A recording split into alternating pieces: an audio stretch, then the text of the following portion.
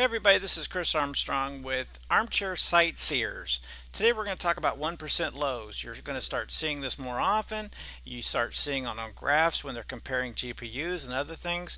What is it and why is it important? So we're going to talk about how I find it on my own games when I'm doing my own benchmarking. So first of all, if you're going to be doing a lot of benchmarking, I'm currently playing Microsoft Flight Simulator 2020. You want to set up a spreadsheet just like this, really simple, and make sure you have a spot for your high, your average, your 1% low, and your low, and then your ratio. And your ratio is going to be set up by dividing your 1% low by your average. Once you get this in place, we can start playing. Now, why is 1% low important? Well, if you are getting great average of 70, let's say 70 frames per second in Flight Simulator, which is great, depending on your settings, of course. If your 1% low ratio is like 80%, that means that you're playing at a nice rate, frames per second rate, but you are going to experience some shuddering with whatever settings you have. So we want to get that ratio number right here. We want this into the 90s because then you're going to have smoother gameplay. Your high frame and your low frame and your average frame are closer together, and you're going to experience nice smooth gameplay, which looks nice, especially when you're doing videos and things like that for your flight simulator program. So here we go. The first thing you're going to need, the main tool you're going to need for this is Fraps. I'll put the link below in the description. It's a free tool, and then once you get it loaded in, it's going to go into your service tray. I'm on a Windows computer. Apple might be a little different. So it's going to look something like this. So you're going to have a general, you're going to have frames per second, and some other things that it also does. But right now, today, we are worried about this second box right here. When you go to the first box, you can put how you want it to load and things like that. And then go to the second box, and this is the most important one for today. So you're going to need this first box checked, this frames per second benchmark box. You can do the other ones as well, but it's going to get a little complicated when every time this does a benchmarking, you're going to have 4 folders that it's going to populate into a capture file. So it's easier just to go with this one box right here, because this is going to give you all the information you need. Second of all, you're going to need a key on your computer to start your benchmark. I have mine at Z. It's easy, it's in the corner here, and once you hit it, it's going to start its thing, and then when it's automatically going to stop benchmarking, and then you're going to see the frames per second reappear in the corner of your screen just like you're playing normally. So once you get this all set up, make sure whatever run you're going to do, if it's a 30 second, 90 second, 120 second, which is 2 minutes, mine is 2 minutes. Because in Flight Simulator we take off from ground, of course, at the airport, and we get to higher altitudes, and there might be some differences in the frame rate as you go to altitude. So I do mine for 120 seconds. Keep this number right here in mind, because when we go to find the 1% lows, which I will show you how to do, we're going to have to make sure that we remember this this data point right here of 120 seconds. Okay, so you got this loaded up, you're ready to go. So you minimize this, and then you're going to set up a flight. And for fun, I'll show you, I have a flight here that I did before. You can see right here in the corner, that's the frames per second going right here. That's Fraps in action. So I set up my flight, and then I did a test on this. And then we'll get out of that. So after you do that, you can pause the game or whatever you need to do, go into your capture file in your computer, and as you can see, this is my capture file, and there you go. I have Fraps has started me a log, and it has started me an actual spreadsheet of all those frames, so 120 frames, each one measuring how many frames per second that it inputted. So the first thing you're going to do is go into your log, just double click that. It's going to give you an average, and that is what you want from this from this file. As you go, as you do more flights or more testing, it will line these all up and you'll have these all on a nice notepad. So on this, the one that I just did was 50, my average was 53.508. Okay, we're going to round that up, 53.51.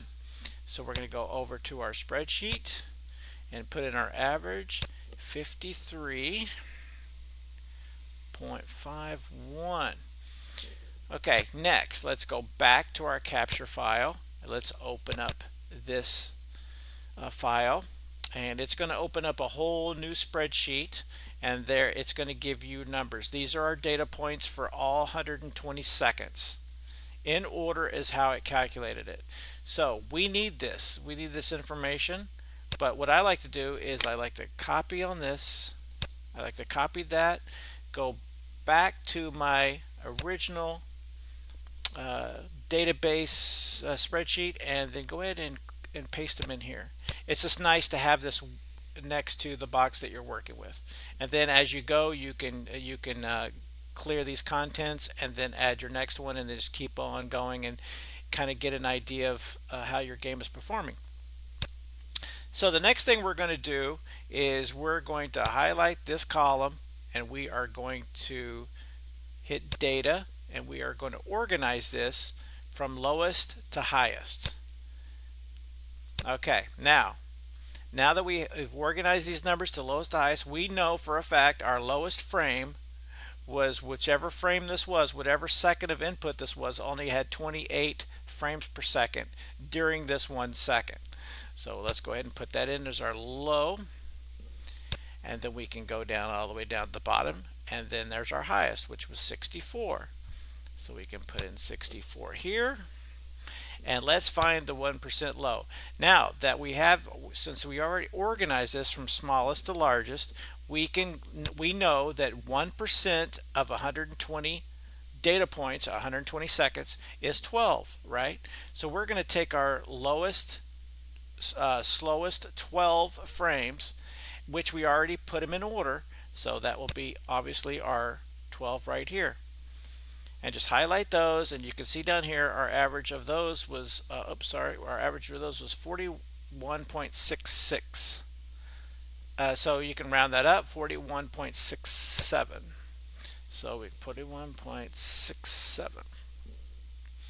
All right, now we're rocking and rolling. So we have our highest second frames per second, our lowest frames per second, our average, and then our 1% low. So I took those the 12 slowest, it gave me an average of 41.67.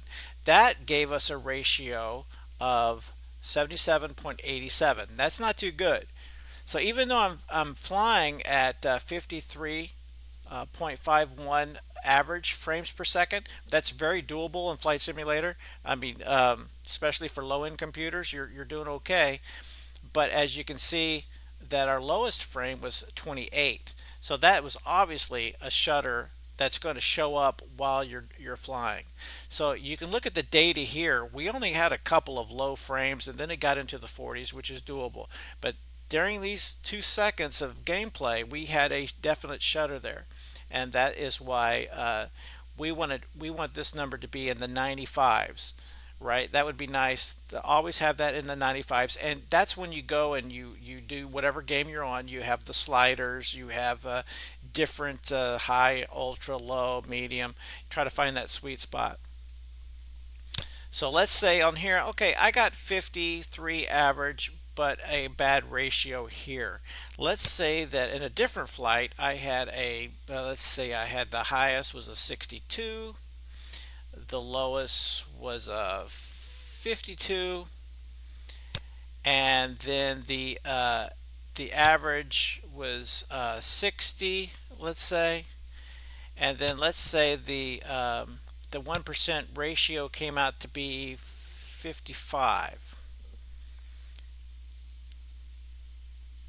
Right, okay, now we're at 91% on these are just made up numbers right here, obviously, but see how this is a much better rollout. Even though we didn't get the highest rate that we did on the first one, we definitely got a higher average. and then our lowest frame was 52, and our ratio is 91. So right here, this is a much better, however you have your sliders, you can add that to your spreadsheet, the different sliders and what percentage that you put those on, but this is a much better flight. Sometimes you might have a flight that averages lower than the 50, right? It might be a 50 average, but this ratio is higher. It could be a 98% ratio flying at 50. I'd rather do that, right? Because that's going to be very smooth. 50 frames per second is pretty dang good on Flight Simulator. It's going to be nice and smooth, and you're not going to see those shuddering things that your eyes see. So another thing that anyway, that's 1% low. That's kind of how it works. And you want, when you see uh, people rate games and stuff, if there's a big spread between 1% low and the average, that is a big split of problems of glitching or shuddering, stuttering, whatever you name it. So that's why it's important. So the higher this number here, it's going to be nice and smooth. The smoother, the better. So when I do Flight Simulator, when I do benchmarking, like if you're going to start some benchmarking on your own, you have the tools. I just gave you the tools so you can do just nonstop and find that sweet spot. When you do go into Flight Simulator, make sure when you go into your flight. Let's see, I have a flight going here. When you go into your flight, this flight assistant right here, if you click on this, you will see one little uh, tab right here that says AI piloting. If you hit that, if you've already set up a flight and you hit that, the autopilot guy, not just autopilot in the control panel, but you have an actual guy sitting there. He will fly the plane for you. Then this is how I do my benchmarking. I let him take care of that. I don't move the camera or anything else, so I have the same exact flight for all my parameters when I'm moving sliders back and forth. So it is the best numbers. The averages, because if I go in here and start moving my head around and everything, see my frames per second, how they dropped right there. So I try not to touch anything while I'm doing a complete benchmark, because that's going to give you just a better, more accurate numbers per that. And then if you want to do cockpit view, just do 5 or 6 flights of cockpit view, but don't touch anything while the AI is flying the plane. So you get a good represent. Don't do anything with if you have double screens, don't do anything with your other screen. But like I said, if you're just messing around like this while you're doing a benchmark, look at those frames per second drop, and that's going to skew your numbers. So anyway, I hope you guys liked it. So you'll know what 0% low means when I'm talking in my other videos. So have a great day. Good flying.